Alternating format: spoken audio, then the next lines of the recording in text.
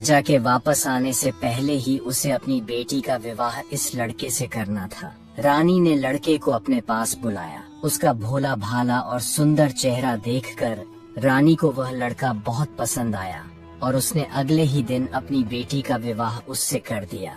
लड़का राजकुमारी के साथ सुखपूर्वक उस महल में ही रहने लगा। कुछ महीनों बाद राजा वापस अपने राजमहल में आया तो वह उस लड़के के बारे में जानने के लिए बहुत उत्सुक था। उसने महारानी से पूछा, उस खत वाले लड़के का क्या हुआ? महारानी बोली, आपके कहे अनुसार मैंने उस लड़के का विवाह अपनी राजकुमारी से करवा दिया। राजा यह सुनकर बहुत गुस्से में आ गया। जिस बात को वह नहीं होने देना चाहता था, आखिर वह हो गई। उसने अपनी पत्नी से वह खत मांगा। राजा ने उसमें उस लड़के से राजकुमारी के विवाह की बात पढ़ी तो निस्तब्ध रह गया। राजा को उस लड़के पर शक हुआ कि वह पढ़ा लिखा है। जरूर उसने रास्ते में खत बदल दिया होगा। उसने लड़के को अपने पास बुलवाया और उसे सच्चाई बताने की आज्ञा दी। लड़का बोला, हे राजन, मुझे कुछ नहीं पता कि इस खत में आपने क्या लिखा था, क्योंकि मैं तो इसे ऐसा ही लेकर आ गया था। हाँ, जंगल में मैंने एक पुराने घर में रात जरूर गुजारी थी, क्योंकि मैं राजमहल का रास्ता नहीं ढूंढ पाया और जंगल में भटक गया था। राजा को उस लड़के की बात पर विश्वास नहीं हुआ।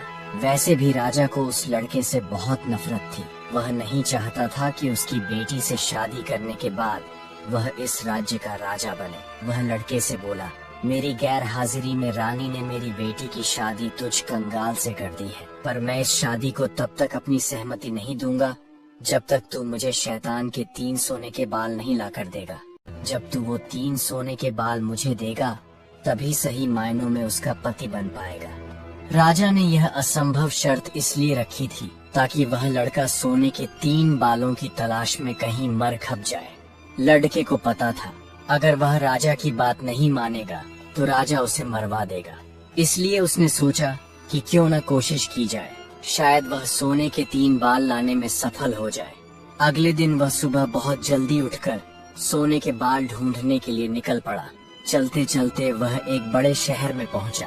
शहर के प्रवेश द्वार पर एक बड़ा सा गेट था, जहां हथियारों से लैस सिपाही पहरा दे रहे थे। सिपाही ने उस लड़के से पूछा, यहाँ तुम्हारा क्या काम है?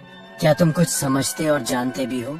लड़का बोला, मैं सब कुछ समझता और जानता हूँ। सिपाही बोला, अगर तुम सब कुछ जानते हो तो हम पर भी एक मेहरबानी करो, हमें भी बताओ।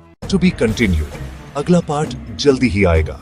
तब तक चैनल को सब्सक्राइब करें ताकि कोई भी कहानी मिस न हो।